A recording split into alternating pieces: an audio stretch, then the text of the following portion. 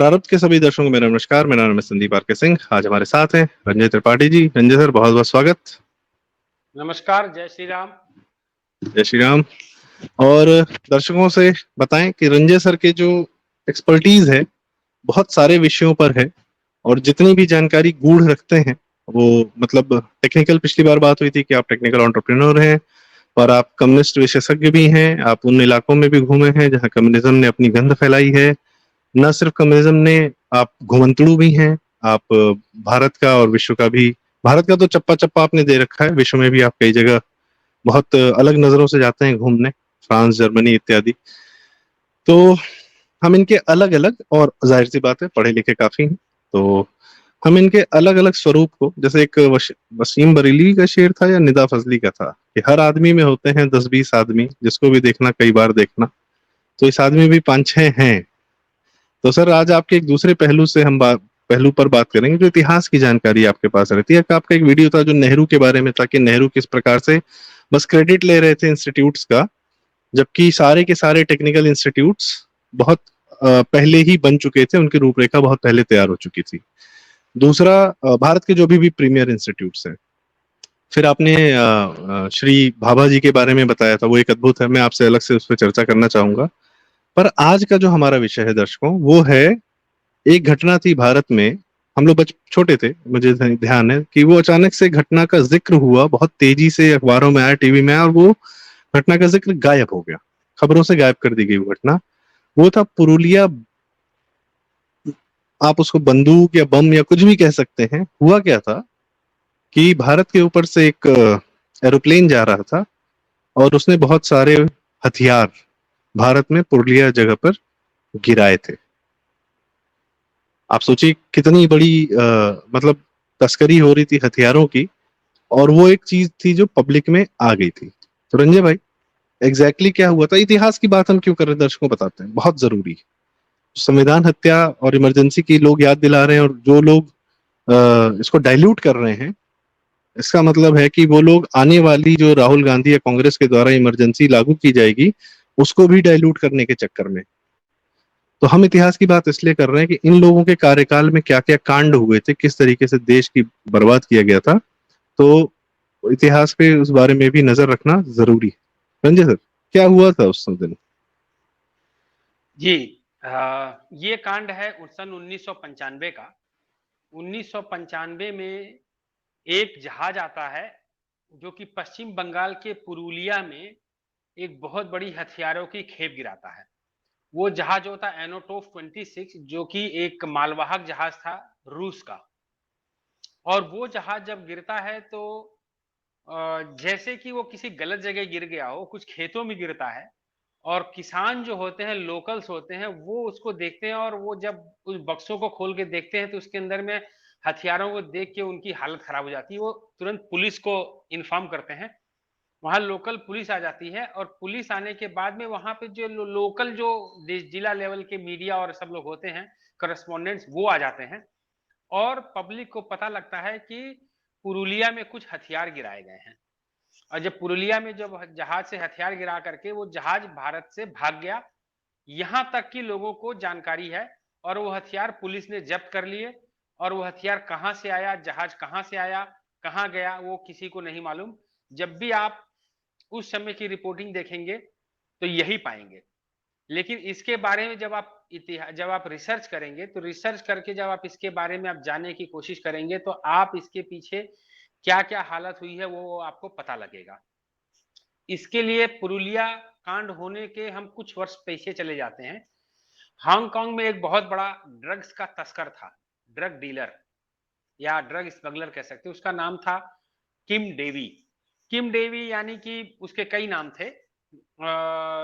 मैं क्योंकि थोड़े वो नाम है, तो मैं इसमें से पढ़ के बता देता हूं जो कि मैंने रखा हुआ है निकाल करके। उसका नाम था एक नील्स होल्क। उसका एक और नाम था नील्स क्रिश्चियन निल्सन।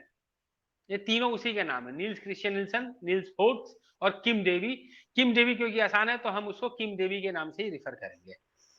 तो किम डेवी जो है वो आता है भारत। वो आता है भारत में एक बड़ी मशहूर एनजीओ है। मतलब उसके नाम से हमारे देश के कम्युनिस्ट लोग जीते हैं, मरते हैं और उसको पता नहीं क्या क्या बनाते हैं, जिसको कि मोदी सरकार ने बैन कर दिया था। बहुत हल्ला मचा था, उसका यहाँ से खत्म कर दिया गया। अब वो इस भारत देश में कार्यरत नहीं है। उस एनजीओ का नाम है green peas. Green peas NGO में आता है और वो यहाँ पे काम करता है और उसका कार्य का क्षेत्र होता है बिहार। तब बिहार और झारखंड एक ही थे, बिहार और पश्चिम बंगाल। बिहार और पश्चिम बंगाल में वो काम करता है। क्या काम करता है? गरीबों, तो कुछ लोग दलितों की मदद करना। जो कि एनजीओ एक मुखौटा उड़ के जो काम, जो कि आपके कानों को अच्छा लगता है, वो सारे काम करने के लिए वो कई वर्ष भारत में रहता है, शायद 2 या 3 वर्ष भारत में रहता है। और फिर उसके बाद वो भारत से चला जाता है डेनमार्क। डेनमार्क से वो कहीं और चला जाता है और फिर उसके बाद एक दिन अचानक से जो है मुंबई में एक जहाज जो है इलीगल तरीके से आता है। भारत के हवाई स्पेस को धता बताते हुए उसको वार्निंग दी जाती है, वो जहाज नहीं रुकता है। तो भारत की वायुसेना मुंबई से टेक ऑफ करती है और उस जहाज का मुंबई हवाई अड्डे पे फोर्स लैंडिंग कराती है। जब उसकी फोर्स लैंडिंग कराती है तो उसके अंदर में पीटर ब्लीच नाम का एक आदमी पकड़ा जाता है, उसके साथ 5-6 या 7 लोग और भी होते हैं और उसमें ये किम डेवी होता है। किम डेवी जो है होता है और उसके बाद में अगले दिन ही किम डेवी भाग जाता है। पीटर ब्लीच, उसके बाकी लोग पकड़े जाते हैं लेकिन किम डेवी भाग जाता है। सोचिए कि वायुसेना आपने पकड़ा, उसको वहां के अथॉरिटीज को हैंड ओवर किया और उसके बाद में वो किम डेवी भाग जाता है। किम डेवी जब काफी समय के बाद में टाइम्स नाउ इंग्लिश पे जब आता है और अर्नब गोस्वामी के साथ जब इंटरव्यू करता है तो इस इंटरव्यू में बताता है कि वो पकड़े जाने के तुरंत बाद जो है कुछ बाथरूम वगैरह जाने के बहाने वहां से निकलता है और हवाई अड्डे का जो बाउंड्री है उसको कूद करके भागता है। और हवाई अड्डे के बाहर एक कार होती है, जो कार होती है ये किम डेवी बताता है। किम डेवी बताता है टाइम्स नाउ के प्रोग्राम पे अर्नब गोस्वामी को इंटरव्यू देते समय। साथ में उस इंटरव्यू में पीटर ब्लीच भी होता है इंग्लैंड से। वो बताता है कि जो बाहर गाड़ी खड़ी थी वो गाड़ी थी पप्पू यादव की, जो इस समय शायद पूर्णिया से सांसद है बिहार से, उस समय भी वो सांसद था।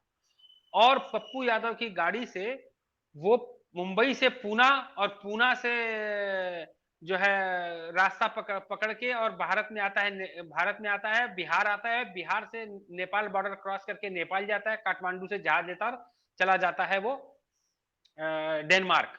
और उसके बाद कभी भी वो वापस नहीं आ पाता है क्योंकि डेनमार्क से अपनी प्रत्यर्पण संधि नहीं है। अब किम डेवी ने किया क्या था?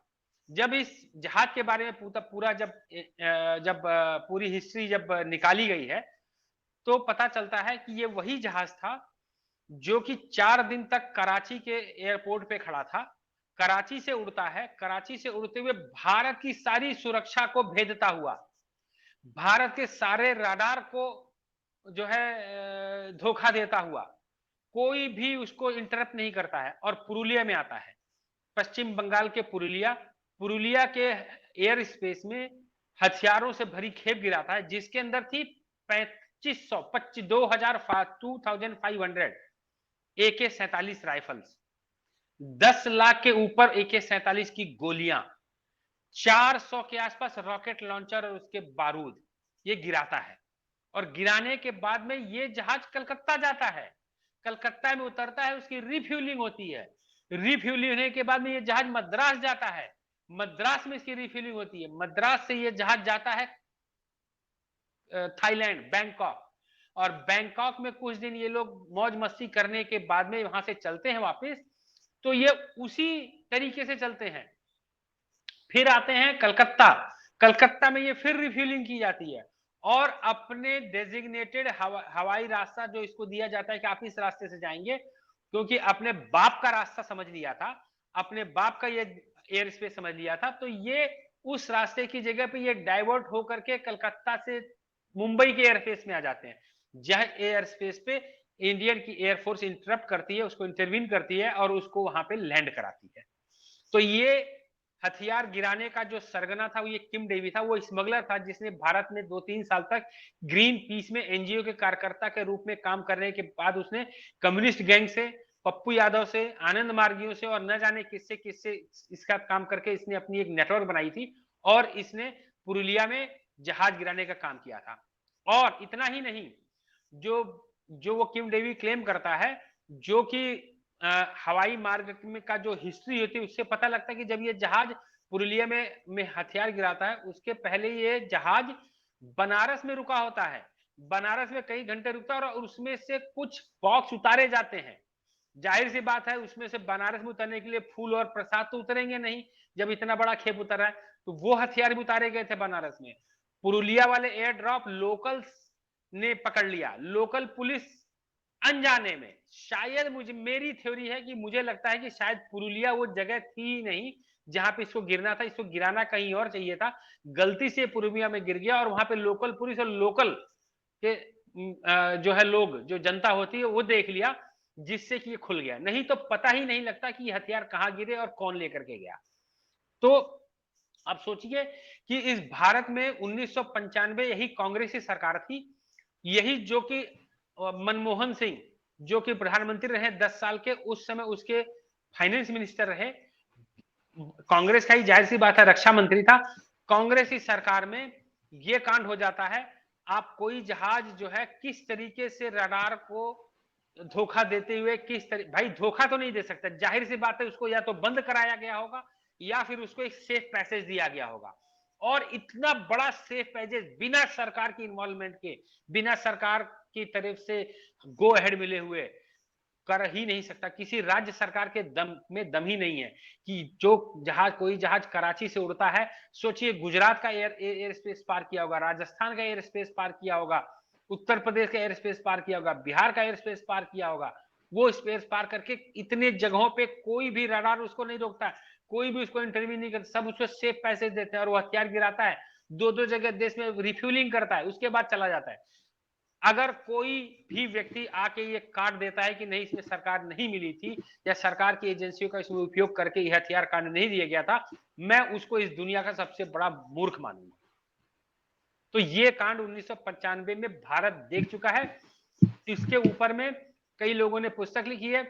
एक वो पुस्तक बैन कर दी गई भारत सरकार द्वारा। जर्मनी के एक फिल्म प्रोड्यूसर ने एक फिल्म बनाई जिसका नाम था the night it rained guns. उस फिल्म को भारत में बैन है, भारत में आप डाउनलोड नहीं कर सकते। भारत में कहीं बाहर अगर वो रिलीज हुई है तो आप देख सकते हैं, क्योंकि इसमें बहुत सारी इंटरनेशनल एजेंसियां से मिली थी, तो शायद रिलीज है कुछ दिनों बाद में ग्लोबल स्तर पे MI जो ब्रिटिश खुफिया एजेंसी है उसके बिहाफ पे ये इन चीजों को बैन कर दिया, क्योंकि जो पीटर ब्लीच था वो MI का आदमी था, MI ने उसको हायर किया था ये सब कांड करने के लिए। तो ये इस तरह की जो भी उस पर रिपोर्ट्स आई वो सब बैन किया। वो तो किम डेवी को पता नहीं कहां से अर्नब गोस्वामी खोज लाया और उसको पीटर ब्लीच को खोज लाया और उसको टाइम्स नाउ पे एक इंटरव्यू किया। कई पार्ट में इंटरव्यू है, आपके हमारे दर्शक जो है वो जा करके Kim Davy with Arnab Goswami on Times Now YouTube पे सर्च कर सकते हैं, उस पूरे इंटरव्यू को देख सकते हैं। उसमें वो उसने सारी बातें बोली हैं, कैसे पप्पू यादव ने उसकी मदद की, कैसे भारत सरकार ने उन लोगों की मदद की उस समय, और किस तरीके से वो धोखे से जो है वो उस एयर स्पेस को लेके आए थे और वो पकड़ लिए गए, अदरवाइज वो पकड़े नहीं जाते। जी, ये वो जो 90 का दौर था, ऑलरेडी बॉम्बे में ब्लास्ट हो चुका था और मतलब बाबरी ढांचा गिर चुका था। बड़ा सेंसिटिव दौर था, खालिस्तान अपने चरम पर था, नक्सलवाद अपने चरम पर था बंगाल में और हर जगह पर, और बहुत ही वोलेटाइल सिचुएशन चल रही थी। और उस समय तो सर ऐसे समय में क्या है कि डिफेंस या तो बहुत वीक है या बहुत सतर्क रहता है। और इस घटना के बाद मुझे नहीं याद है, मैं छोटा था, मुझे याद है कि हल्का सा अखबारों में हमने देखा था कि कुछ खबरें आई और एक दो बार शायद न्यूज में हल्का सा आया और ये पूरी बात दबा दी गई थी। आप जितनी डिटेल आज बता रहे हैं इतनी डिटेल कभी इस पर कोई इतने बड़े कांड पर किसी ने, न डिफेंस मिनिस्टर का न PM का, किसी का इस्तीफा नहीं मांगा। और मीडिया ने भी मतलब एक मौन सहमति दे दी कि चलो ठीक है, इट्स ओके। जैसे इतनी सारी बुरी बुरी घटनाएं हो रही थी, ये देन थी कांग्रेस इकोसिस्टम की, कि इस देश में कुछ भी कांड हो सकता है और उसका जो है कोई कुछ भी कर सकता है। इट्स लाइक कि जो आज केजरीवाल का ब्रेजननेस हम देखते हैं कि वो शराब घोटाला कर लिया, सब कर लिया, सीएम बना रहेगा, कोई उससे इस्तीफा नहीं मांगता। जुडिशरी एकदम गोदी में खिला रही है कि जाओ बाबू बेल ले लो, हम तुम्हारे खिलाफ सबूत हम नहीं पढ़ेंगे। इस हद तक का ब्रेजननेस है, कुछ बैकिंग है। उस समय भी तो ये बैकिंग, और एमआई की आपने बात की तो ये तो ब्रिटिश स्पाई एजेंसी है, ब्रिटिश इंटेलिजेंस एजेंसी रही है, और भारत पे सदैव इनका कब्जा रहा। 1947 के बाद भी ये नेहरू इकोसिस्टम की देन थी। तो मेरा सवाल ये है सर कि हम कितने झंझावातों से निकले, हम बच कैसे गए? मैं आपको आज बताता के हूँ। समय में मैं एक चीज और कहना चाहता हूँ, जैसे हम अपने ही भारतीय विंग के, या जो जिसको हम राइट विंग कहते हैं, राइट विंग कहना नहीं चाहिए वैसे, भारतीय विंग के जो लोग हैं जो सोशल मीडिया पर एक्टिव हैं, सबसे ज्यादा यदि राजनाथ सिंह जी का मजाक उड़ाते हैं तो ये लोग उड़ाते हैं कि कड़ी निंदा करते हैं, कड़ी निंदा करते हैं। आपको पता भी है सन 2014 से 2019 के बीच में जब ये गृह मंत्री थे, नक्सलवाद को सफाया करने में भारत के अंदर मनमोहन सिंह की देन थी कि पूरा कैंसर हो गया था। रेड कॉरिडोर बोलते थे, जो केरल कर्नाटका के जंगलों से शुरू होकर आंध्र तेलंगाना से पूरा शुरू होकर महाराष्ट्र और बिहार तक, और यहाँ तक कि यूपी के सोनभद्र तक ये पूरा नक्सलवाद का कब्जा था। 1/3 जिलों पर नक्सलवाद का कब्जा था, उसका सफाया किया 5 साल में। हम आज इंटरनली तभी सिक्योर फील कर पाते हैं। कितने सीआरपीएफ, आर्मी से ज्यादा मेरे ख्याल से शायद इंटरनल हमें नक्सलवाद ने हमको ज्यादा चोट पहुंचाई है। ज्यादा लोग हमारे सुरक्षा बल सीआरपीएफ के और इंटरनल वाले, वहां पे उनकी डेथ हुई, और बहुत बहुत भीड़ जगहों पे रहते हैं। हम बच कैसे गए रंजय भाई? मैं उसी को कंटिन्यू करते हुए कुछ बातें बताता हूँ। जैसे कि कोई भी मल्टीनेशनल कंपनी होती है, मान लीजिए वो जापान के ओरिजिन है, तो कई देशों में अपने प्रोडक्शन प्लांट लगाती है। उसी तरह से जो रशिया की जो असॉल्ट क्लाशनिकोव राइफल्स हैं, ये कई देशों में बनती है, भारत में भी बनती है। अमेठी में जो एक मोदी जी ने कारखाना लगाया था AK-202 या 203, कौन सा लगाया ऐसे, उसी तरह से उसी राइफल की एक फैक्ट्री है चेक रिपब्लिक में। जब भारत में ये राइफल्स नहीं बनती थी, तो भारत को ऑफिशियली जो assault Kalashnikov rifle AK-47, AK-56 जो राइफलें मिलती थी, वो रशिया की नहीं, वो चेक रिपब्लिक की बनी हुई फैक्ट्री में मिलती थी। लेकिन ये जो हथियार गिराए गए थे, ये चेक रिपब्लिक वाले नहीं थे, ये ओरिजिनल रशिया फैक्ट्री से बनाए हुए गिराए गए थे। दूसरी चीज कि जब ये जो नक्सलवाद जिसको आप बोल रहे हैं, मैं उसको माओवाद बोलता हूं, कम्युनिस्ट माओवाद। ये जो माओवादी जितने ये जो जंगल में हैं, कई बार इनसे सुरक्षा बलों की मुठभेड़ हुई। एक सेना के इसके अपने सीआरपीएफ के अधिकारी आए थे, उन्होंने इंटरव्यू में बताया कि जो पश्चिम बंगाल के जो जंगली एरिया में जहां पे उनकी जब मुठभेड़ हुई, कुछ जगह पे उन लोगों की मुठभेड़ हुई जो कि उड़ीसा के कंधमाल में भी हुई थी। ऐसी जगहों पे जब उन्होंने नक्सलियों को निपटाया, तो जो हथियार वहां से जो उन लोगों को मिले, वो हथियार वही थे, वही मेक थे, वही मॉडल थे जो पुरुलिया कांड में गिराए गए थे। तो मेरी अपनी ये मानना है कि ये तो पकड़ा गया था, कई बहुत अनचाहे ना पकड़े हुए हथियार गिराए गए थे जो कि नक्सलियों के हाथ में पहुंचे हुए थे, जो कि ये भारत के विरुद्ध युद्ध करने में जिसका इन्होंने प्रयोग किया हुआ है। अब आते हैं हम लोग, जैसे आप बोले कि किन झंझावतों से हम निकले हैं और हम कैसे बच गए। देखिए ये जी सर AK-47 की बात की मुझे याद आ रहा है, सॉरी आपका मैं तारतम्य में तोड़ रहा हूँ। बिहार में तस्लीमुद्दीन शहाबुद्दीन के ऊपर भी शायद इस प्रकार के केसेस थे कि उन लोगों ने भी AK-47 जो है इलीगली वो किया था।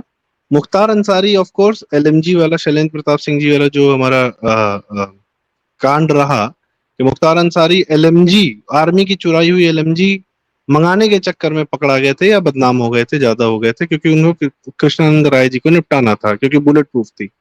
तो अगर ये लोग LMG लेने के लिए इतना विचलित हो सकते हैं, आर्मी से गन चुरवा सकते हैं, या चोरी करने के लिए 1 करोड़ रुपया सन 2000 में दे सकते हैं, तो अगर बाहर से सप्लाई हो रही है तो क्या ही तकलीफ है?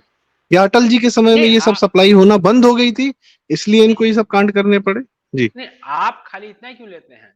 संजय दत्त भी तो AK-47 के AK-56 के ही चक्कर में पकड़े गए, है ना, जिसके पीछे बहुत सारे लोगों ने आंसू बहाए, कलाकार है कलाकार है, अरे वो देशद्रोही है, वो AK-56 लेकर के देश के दुश्मनों से अपने घर में रखा था, उसने बम कांड वालों को सहायता किया था, ऐसे आदमी को आजीवन जेल होना चाहिए था।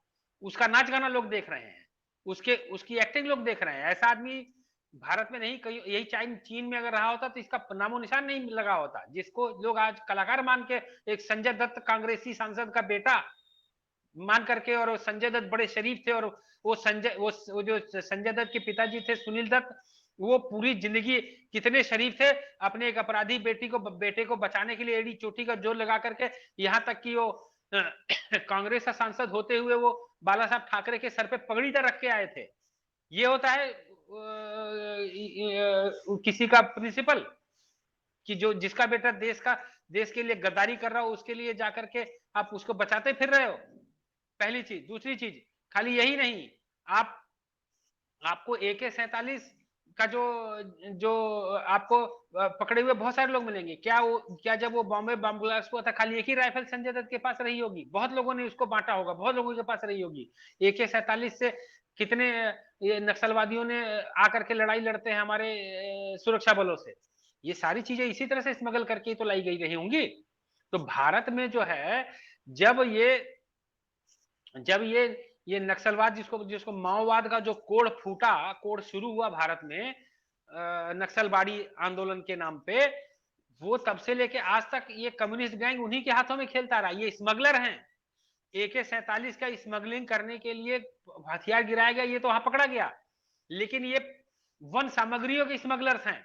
जो ये अंदर नक्सलवादी, ये जो सफेद पोस्ट दिल्ली में बैठे हुए हैं, दिल्ली मुंबई कलकत्ता मद्रास से बैठे हुए हैं, ये इनके यहाँ के ये शहरी पिंप हैं, शहरी एजेंट हैं।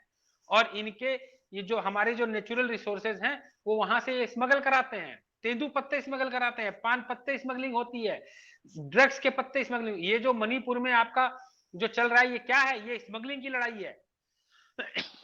जो कुकी आतंकवादी हैं, जो क्रिश्चियन कुकी आतंकवादी हैं, ये क्यों लड़ रहे हैं? ये इसीलिए लड़ रहे हैं कि इनको जो आउटर मणिपुर का जो पहाड़ी एरिया है, वहां के जितने भी ये मैरिजुआना जो उगती है, उसका स्मगलिंग करना है, उसकी लड़ाई है। ये ड्रग पेडलर्स हैं, ये कोई नाम नागरिक थोड़ी हैं। ये उनके लिए तो भारत जो है, नेहरू जो कि इस देश में जो के लिए एक जो कलंक पैदा हुए, उनकी जो क्रियाकलाप हुई है। आप सोचिए कि भारत आजाद हुआ, देश आजाद हुआ।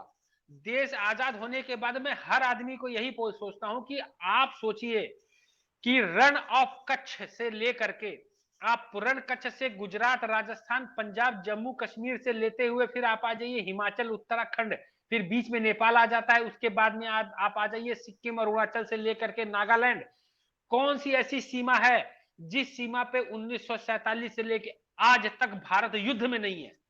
भारत को सुरक्षा के लिए अरबों खरबों करोड़ों खर्चा नहीं करना पड़ रहा हो। भारत का आजाद हुआ, उसका सीमा निर्धारित नहीं है। आप रण ऑफ कच्छ में भी एक सीमा निर्धारित नहीं है। राजस्थान में, पंजाब में चलिए हो गया, वो प्लेन था। जम्मू कश्मीर में भारत का सीमा निर्धारित नहीं है। चीन के बॉर्डर पे LOC बोला जाता है, LAC बोला, लाइन ऑफ एक्चुअल कंट्रोल, जो जहां चला गया उसका कंट्रोल। और ये जो आकर के आज जो जब डोकलाम होता है, तो ये चीन के फेवर में आकर के उसकी दलाली करने के लिए बोलते हैं। जब गलवान होता है, तो गलवान में तो कौन सा फिंगर, कौन सा 1 2 5 10 कुछ मार्किंग ही नहीं है। वो तो कभी कोई भी कहीं चला आता है।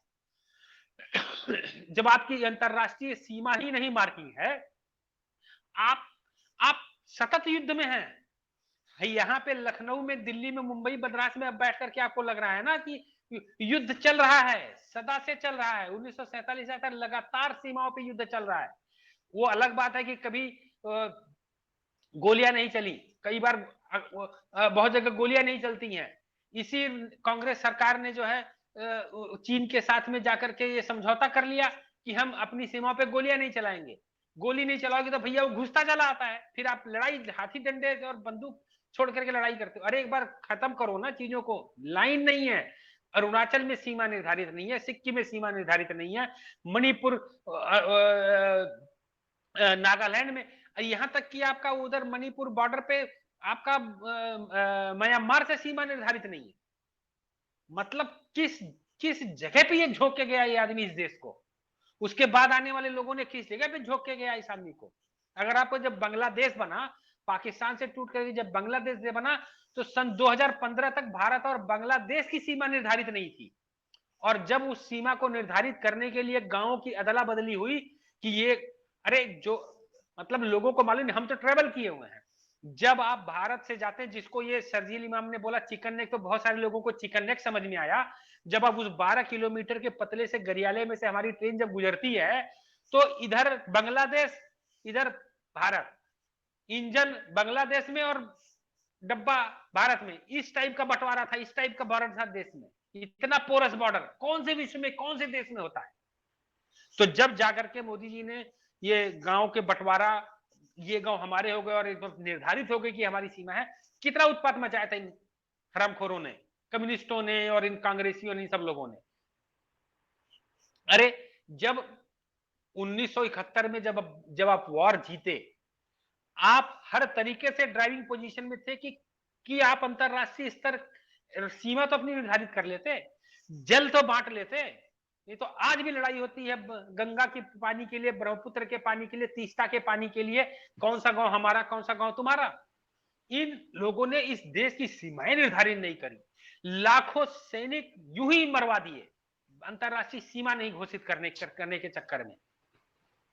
देश किन और अंदर, और आपको मालूम ही है कि एक माओवाद लेकर के जो है इन्हीं के पालतू ना भाई, जो ये जो सफेद पोस्ट दिल्ली में बैठे हुए हैं, दिल्ली, मुंबई, कलकत्ता, मद्रास में बैठे हुए हैं, नाट्य अकादमियों पे, शिक्षा पे, सब पे कब्जा करके, जिन्होंने नेहरू स्तुति और इंदिरा स्तुति और राजीव गांधी कंप्यूटर लेकर के ऐसी ऐसी हरकतें इस देश को लिख करके दिया, ऐसे ऐसे झूठ, ऐसे ऐसे बदतमीजियां इस देश को लिख करके दिया और बता करके दिया कि आप उसी में उलझे रहे।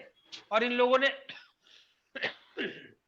इस देश में जो है माओवाद, पश्चिम बंगाल कहां, नक्सलबाड़ी कहां, उस नक्सलबाड़ी से पश्चिम बंगाल से ट्रेवल करते हुए मध्य प्रदेश, तब अब छत्तीसगढ़ हो गया, उत्तर प्रदेश, बिहार के गया से लेकर के चंपारण, या उत्तर प्रदेश के रेणुकूट, रॉबर्टगंज, उधर छत्तीसगढ़, जहानाबाद, उधर नरकटियागंज, हाँ, उड़ीसा के कंधमाल, महाराष्ट्र के गढ़चिरौली, उधर करीमनगर, खम्मम और कहां कहां आंध्र प्रदेश के, वहां से होते हुए केरल तक, इतना सारा, मतलब देश के अंदर में हत्याएं कर दे रहे हैं, ये हमारे सैनिकों की हत्याएं कर दे रहे हैं। और जब उन सेनाओं की, जब उन अर्धसैनिक बलों की जब जंगलों में ये हत्या करते हैं, हत्या करने के बाद में ये जेएनयू में, जैसे यूनिवर्सिटी में बैठ करके ये लोग जश्न मनाते हैं और उसके लिए बोलते हैं कि हमने 70 कुत्ते मार दिए, 72 कुत्ते मार दिए, ये मार दिए, हमारे सस्ते को बोलते हैं।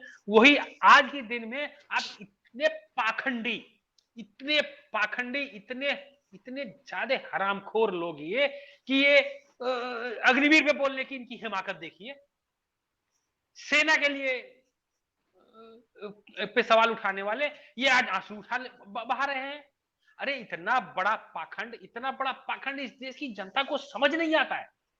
मतलब सर छत्तीसगढ़ में भी समझ में नहीं आता है। मुझे तो इस बात में भी हैरानी होती है कि अगर आप थोड़ा सा बैठो, अपने जिंदगी में दोस्तों के साथ चौराहे पे बैठ करके कुछ न कुछ आप समय खराब करते हो, अरे थोड़ा सा खोज के पढ़ लो कि इस देश में क्या क्या इन लोगों ने किया है, और आज का पाखंड से उसको देख लो, इस पाखंड से आप कंपैरिजन कर लो, आपको तुरंत आपकी आंखें खुल जाएंगी। जी सर, संजय दत्त मुकेश अंबानी की शादी में जाते हैं परिवार सहित, ये एक्सेप्टेंस है, ये वैलिडेशन है, ठीक है, यह भूल जाना है। छत्तीसगढ़ में सलवा जुदुम नाम का एक, भाई रमन सिंह गांव में कहां पे सैनिक बल करते, तो गांव वालों को ही ट्रेनिंग किया कि नक्सलवाद, ये माओवाद अगर आपको परेशान कर रहा है तो आप, उन्होंने एक गांव में ही रक्षा समितियां बनाई जिसको सलवा जुदुम बोला गया। मुझे याद है सर कि तहलका मैगजीन में और दिल्ली में और जुडिशरी में केस लड़ के इन लोगों ने सलवा जुदुम को बैन कराया। नक्सलवाद के लिए कभी केस, मतलब नक्सलवाद को बचाने के लिए, सलवा जुदुम को बैन करने के लिए इन लोगों ने केस लड़े। और जिन लोग की आप बात कर रहे हैं, बांग्लादेश सीमा की आप बात बता रहे थे, मुझे अभी सन 2010 के आसपास की घटना है सर, बीएसएफ के सैनिकों को बांग्लादेशी लोग जो है बांस में टांग के उनकी लाशों को लेकर आए थे जी। बीएसएफ के सैनिक समाओ बांग्लादेश में चले गए थे, जो भी था, बांग्लादेशी लोगों ने मार दिया उनको, और उनकी लाशों को बीएसएफ हमारे भारतीय सैनिकों की लाशों को बांस में टांग के जैसे सुअर मार के लेके जाते हैं वैसे लेके आए थे ये लोग। यही मनमोहन सिंह की सरकार थी। और अभी आप यही एके बांग्लादेश की एंटोनी, सीमा की बात कर रहे ये हैं। पता नहीं एके एंटोनी या ये चिदम्बरम में से कोई एक रक्षा मंत्री था। एंटनी एंटनी था, एंटनी था, एंटनी। ये शायद चिदम्बरम, हाँ। मतलब घटना कितनी पुरानी है, हार्डली 10-12 साल पुरानी। हाँ। ठीक है। उसके बाद जो आप मणिपुर की बात कर रहे हैं, आप कहते हैं लोग खोज के पढ़े, मैं कहता हूँ भाई साहब आपके पास गूगल मैप होगा, थोड़ा जूम इन करिए, थोड़ा सा नॉर्थ ईस्ट को देखिए, आपको लगेगा कि बांग्लादेश को चटगांव क्यों दिया गया है, आपको समझ में नहीं आएगा। वो हाँ। पूरा यस। बुद्धिस्ट इलाका था। यस। चटगांव, और वो काल्स बाजार करके जगह है, कॉक्स बाजार। अभी वो पिछले दिनों हमारी बात हुई उनसे, कैप्टन आर विक्रम सिंह साहब है। वो, वो बांग्लादेश मतलब को क्या नॉर्थ मिला, ईस्ट कैसे सर, मिला, क्यों मणिपुर बना से नॉर्थ ईस्ट, समुद्र का उस पर हम लोग किनारा, अलग सर, रखेंगे चर्चा। हाँ मैं अलग करूंगा, मैं कह रहा हूँ मणिपुर के बॉर्डर से आपका ये क्या कहते हैं, त्रिपुरा के बॉर्डर से आपका जो समुद्र का किनारा, मुश्किल से लगता है कुछ 100 किलोमीटर होगा। और अगर यदि वो मिल जाता तो वो पूरा हिस्सा भी भारत का होता, लेने वाले ने लिया ही नहीं, कि हम नॉर्थ ईस्ट पे, हमको समुद्र से जाने की इच्छा ही नहीं है। चटगांव आपका था भाई साहब, आपका हिंदू बहुल इलाका था, बुद्धिस्ट बहुल इलाका था। ऐसे बांग्लादेश को घुमा के दिया गया है कि आपको समुद्र से रास्ता ही ना मिले, और आप अपना मैप खुद नहीं देख पा रहे हैं कि आप जब आप बंटवारा हो रहा है तो आप क्या ले रहे हैं क्या नहीं ले रहे हैं। आपको तो दो तरफ से पाकिस्तान घेर दिया गया, आप पाकिस्तान को दो तरफ से घेरने नहीं गए, आप केपीके नहीं लिया आपने, बलूचिस्तान नहीं लिया आपने। आप भी ले लेते यार, वो लोग तो आने के लिए तैयार बैठे थे।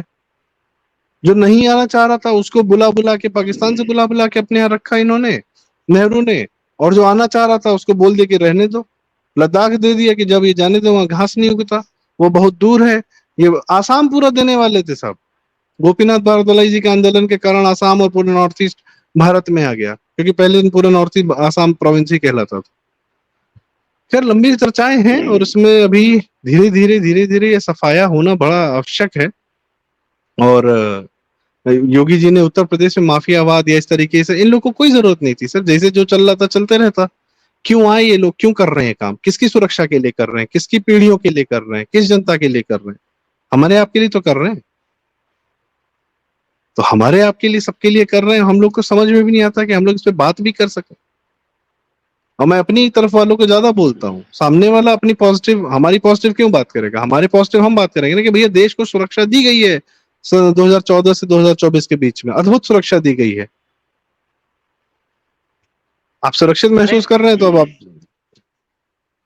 जी, तो इसी पे जब आपने खैबर पख्तूनख्वा बोला तो आपको याद होगा कि ये कम्युनिस्ट है, कम्युनिस्ट गैंग, और ये सब लोगों ने एक नाम है जिसको बोला जाता है खान अब्दुल गफ्फार खान। उनको फ्रंटियर गांधी का नाम दिया था। उनके नाम की कसमें खाते हैं, लेकिन उनके कसम में से एक चीज भूल जाते हैं। खान अब्दुल गफ्फार खान ने केपीके को जो वो है, वो बोला था कि हम भारत में विलय करेंगे, भारत में वो आने को तैयार थे, लेकिन नेहरू ने नहीं लिया। फिर जब 1974-75 की कोई घटना है, जब खान अब्दुल गफ्फार खान भारत में आए थे, तो इंदिरा गांधी ने उनको बोला कि मिलने के लिए, खान अब्दुल गफ्फार खान ने मना कर दिया और बोला कि तुम्हारे बाप ने, यही उनकी लैंग्वेज, यही उनका रिप्लाई था कि तुम्हारे बाप ने तो हमको उन भूखे भेड़ियों के सामने डाल दिया है, क्या तुम चाहते गांधी हो को कि बोला था ये बात, हाँ? गांधी को बोला था, गांधी को बोला था, महात्मा गांधी को, कि तुमने मुझे भूखे भेड़ियों, हमको भूखे भेड़ियों के सामने डाल दिया, यू हैव थ्रोन अस हाँ, टू द वोल्व्स। ये इंदिरा गांधी ने रिपीट किया था कि जब तुम्हारे लोग डाल दिया तो तुम क्या मुझसे चाहती हो। वो मिलने नहीं गए थे इंदिरा गांधी से, वो नहीं मिले थे खान अब्दुल गफ्फार खान जब इंडिया आए थे। तो खान अब्दुल गफ्फार 71 के खान, बाद इंदिरा गांधी ने एक शर्त नहीं अपनी पूरी करवाई, अपने भारत के लिए काम नहीं किया। 71 जीतने के बाद तुम्हारे पास 93,000 सैनिक थे, पता नहीं तुम क्या कर लेती। कुछ ना करते, कुछ ना करते। भारत पाकिस्तान जो बांग्लादेश बना था, उसे सीमा निर्धारित करा लेते, उसमें अरे कौन सर, सा कोई युद्ध, बड़ा एक बात चुनौती है। बताइए, आप अपनी नॉर्मल बॉर्डर रखने के लिए लड़ाई करते हैं क्या? जब आप जीत जाते हैं तो आप अपना बॉर्डर बढ़ा लेते हैं, अरे अपने दिनाजपुर स्ट्रेटेजिक एक जगह, पोजीशंस ले लेते हैं पूरी दर्शकों को दुनिया में। बोलिए, दर्शकों को बोली, दर्शक को राय वो दे रहा हूं कि आप एक वो मैप खोल लीजिए, उत्तर दिनाजपुर और दक्षिण दिनाजपुर है। दिनाजपुर अगर खाली ले लिए होते तो चिकन नेक ही नहीं होता। दिनाजपुर अगर अपने पास होता तो चिकन नेक नहीं होता, हमारा पूरा बढ़िया भारत का रास्ता तगड़ा होता। दिनाजपुर ही प्लेट में सजा करके दे दिया। और ये बात करते हैं देश के लिए। चलिए अभी तो जी सर, चर्चा लंबी रही और इसलिए इतिहास पर आवश्यक है बात करना, क्योंकि इतिहास आज से एकदम जुड़ा हुआ है और भविष्य से तो बहुत ज्यादा जुड़ा हुआ है। किस प्रकार के लोग आएंगे, कैसे लोग आएंगे, क्या करेंगे, इस पर नजर रखना बहुत जरूरी है। और इसलिए मैं दर्शकों से रिक्वेस्ट करूंगा, कृपया दर्शकों यह वीडियो लाइक करें, शेयर करें। अगर आपको ये बातें जरूरी लगी हो तो यह रिक्वेस्ट थोड़ी सी मान लें और अपनी राय हमें कमेंट्स में जरूर बताएं। आपके कमेंट्स हम पढ़ते हैं और हम उस पर अपनी राय भी रखते हैं। हमारे दर्शक बहुत सुधी हैं, अपनी बहुत इंफॉर्मेटिव भी हैं, अच्छी है, हमें कमेंट से पता भी चलता रहता है। तो इसके ही माध्यम से बस इतना ही कहना चाहते हैं और चैनल जरूर सब्सक्राइब करें। बाकी हम रंजय भाई के अन्य विषयों पर जो उनकी एक्सपर्टीज है उसके साथ आपके सामने आते रहेंगे। बहुत बहुत धन्यवाद रंजय भाई, समय देने के लिए, जानकारी साझा करने के लिए। नमस्कार। नमस्कार।